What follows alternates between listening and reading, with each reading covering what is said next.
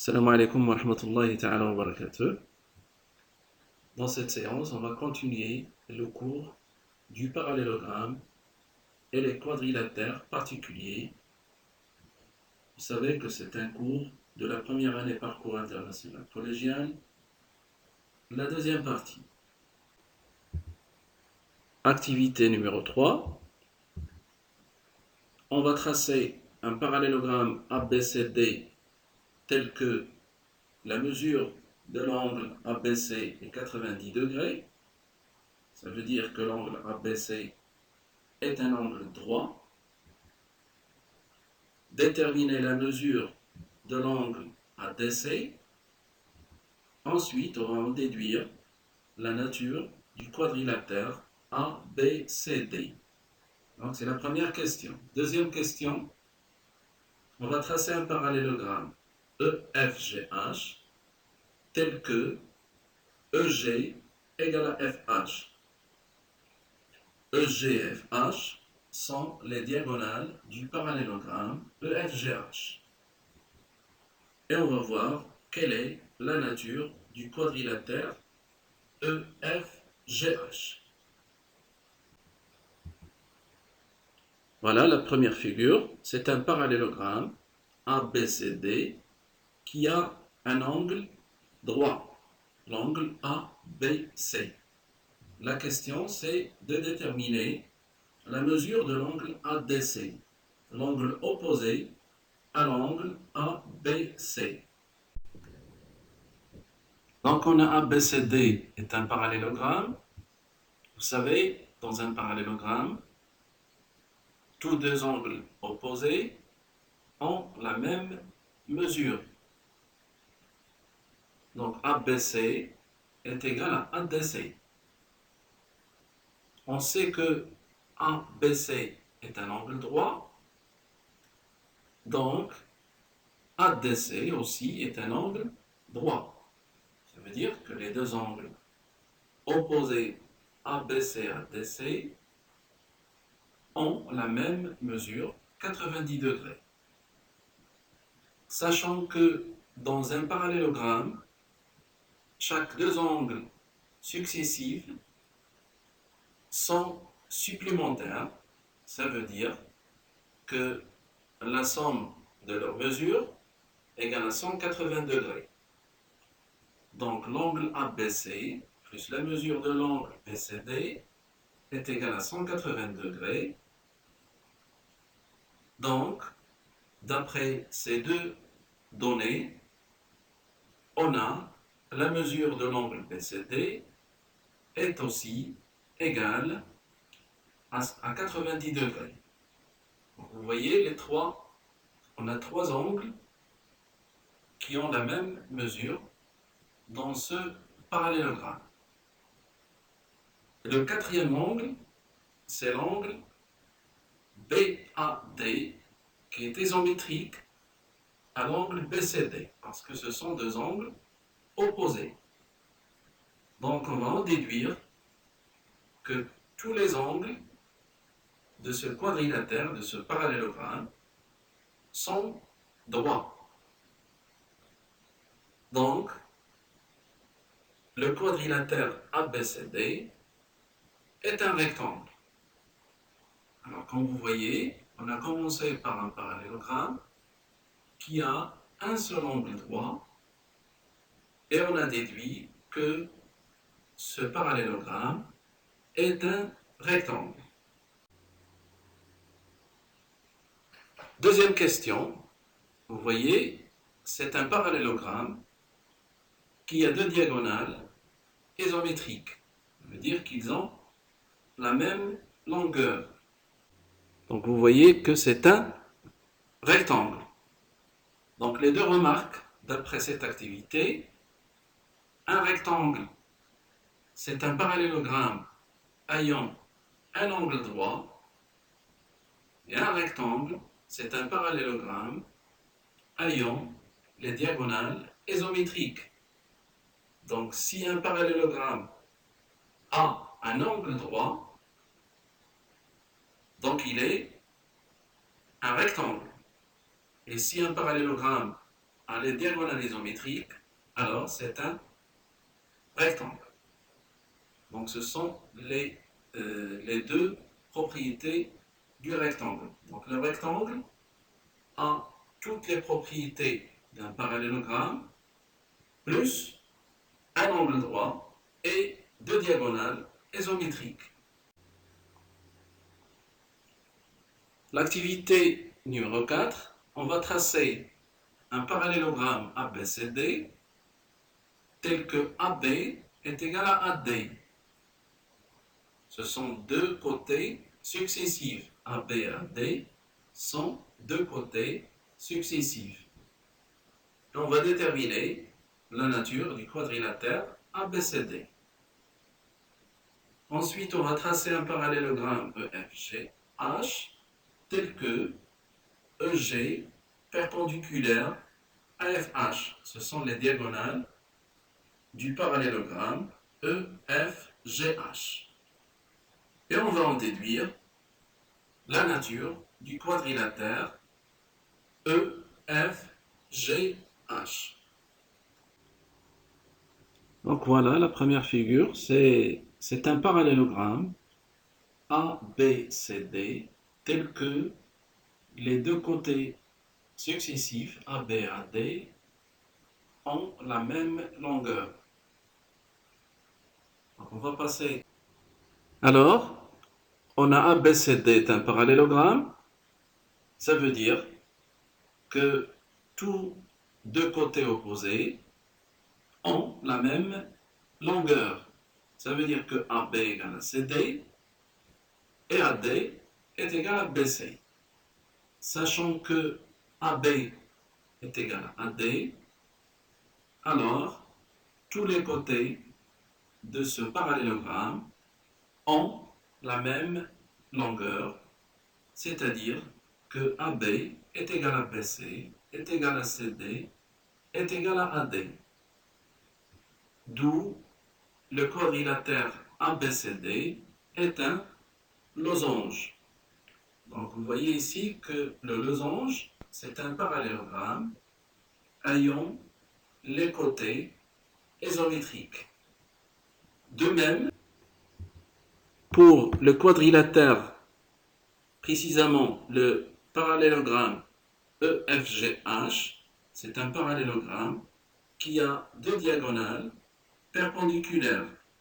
Les diagonales sont perpendiculaires, vous voyez que le quadrilatère est un losange.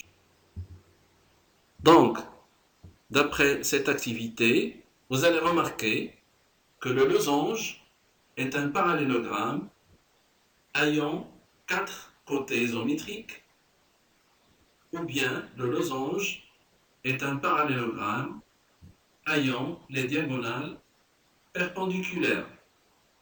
Donc si le parallélogramme a tous les côtés isométriques, alors il est un losange.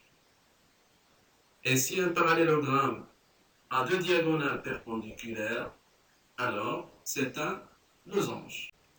Donc après avoir vu les propriétés d'un rectangle et d'un losange, on va passer à l'activité numéro 5 pour reconnaître les propriétés d'un carré. Alors commençons par la première question.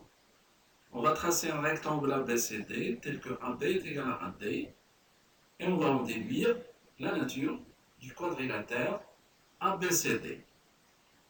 Voilà, si on trace ce rectangle avec cette condition qui est AB est égal à AD, ça veut dire deux côtés successifs qui ont la même longueur, on va avoir un carré. Donc le carré, c'est un rectangle qui a les côtés isométriques. Deuxième question.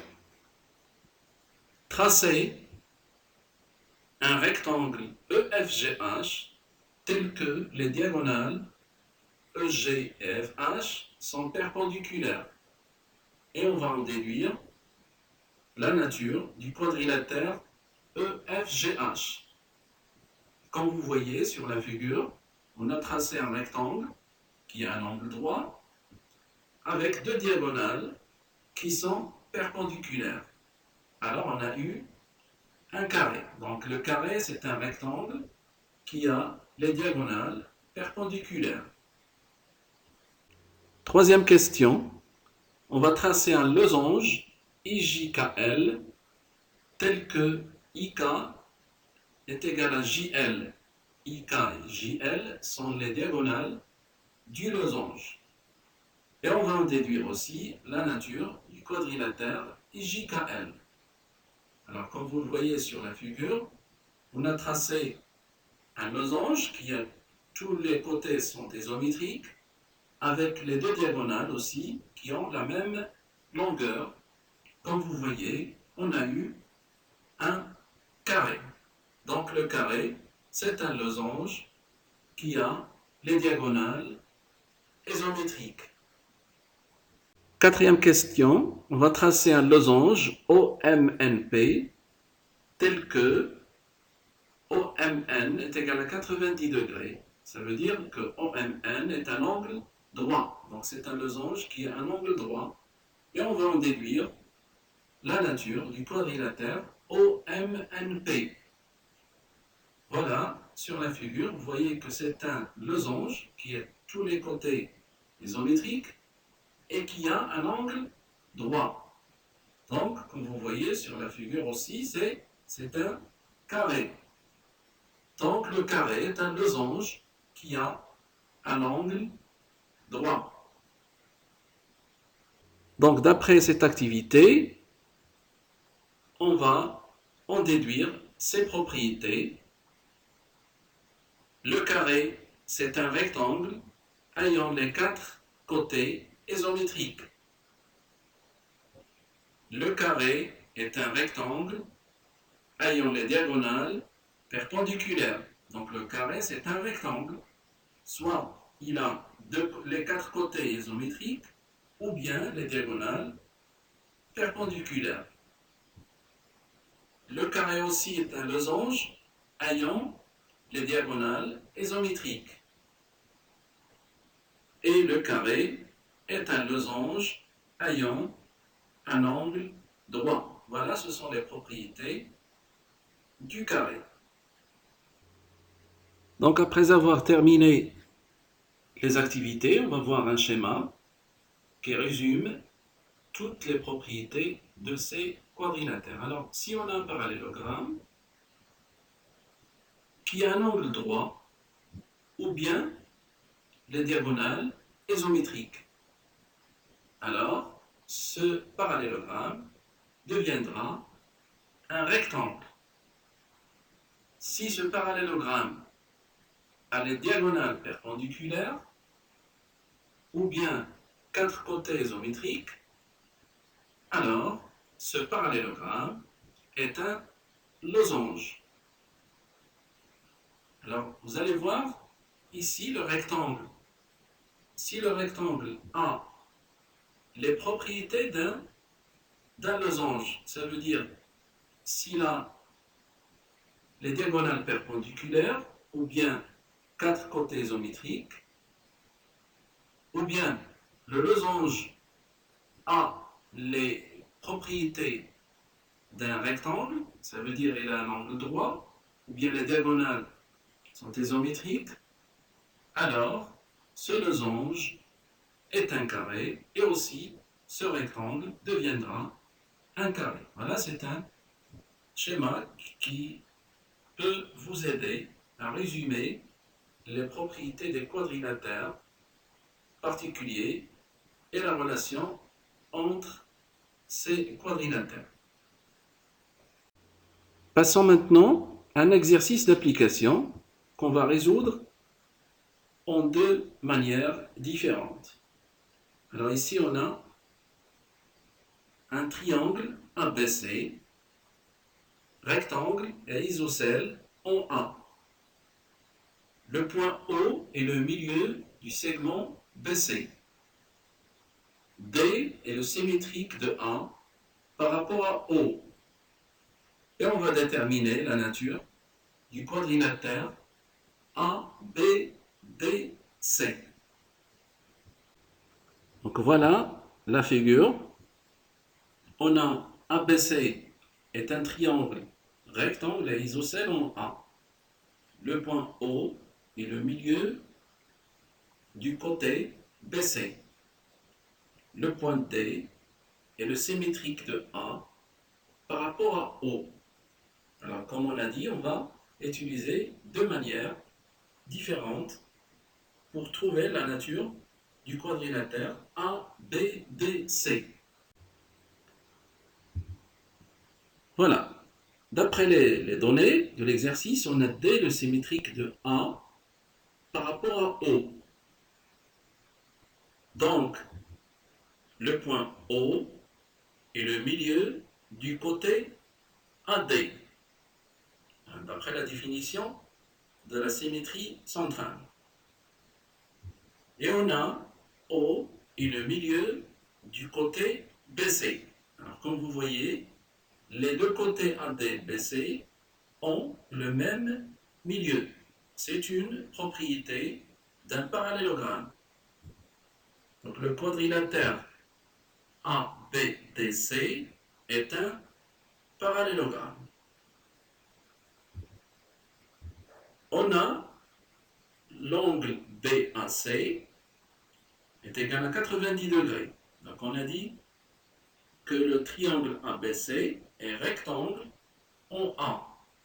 Donc, le quadrilatère ABDC deviendra un rectangle. Donc c'est un rectangle qui a un angle droit. C'est un rectangle. Puisque AB égale à AC, donc AB égale à AC, parce que le triangle ABC est isocèle en A. Donc comme vous le voyez, le rectangle ABDC a deux côtés successifs isométriques. Donc c'est un carré. Donc le quadrilatère ABDC est un carré. Alors, comme vous voyez, on a passé par trois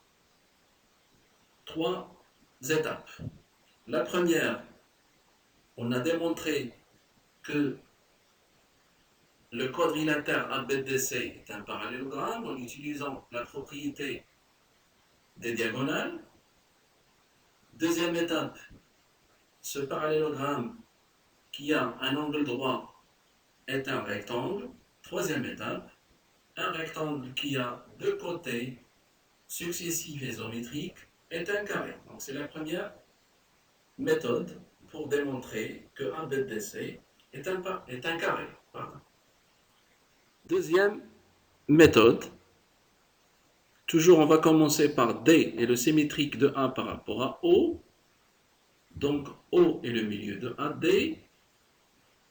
puisque O est le milieu de BC, alors ABDC est un parallélogramme. C'est la même étape que la première méthode. Comme AB égale à AC, car le triangle ABC est isocèle en A, alors comme vous voyez, ABDC c'est un parallélogramme qui a deux côtés successifs isométriques, il deviendra un losange. Comme ce losange a un angle droit, parce que BAC est un triangle rectangle en A, alors ce losange est un carré. Donc ici on a passé par le parallélogramme, puis le losange, ensuite on arrive à un carré. Donc c'est un exercice d'application où on a utilisé les propriétés de tous les quadrilatères particuliers, le parallélogramme, le rectangle, le losange et le carré. Merci pour votre attention et à la prochaine leçon, Inch'Allah.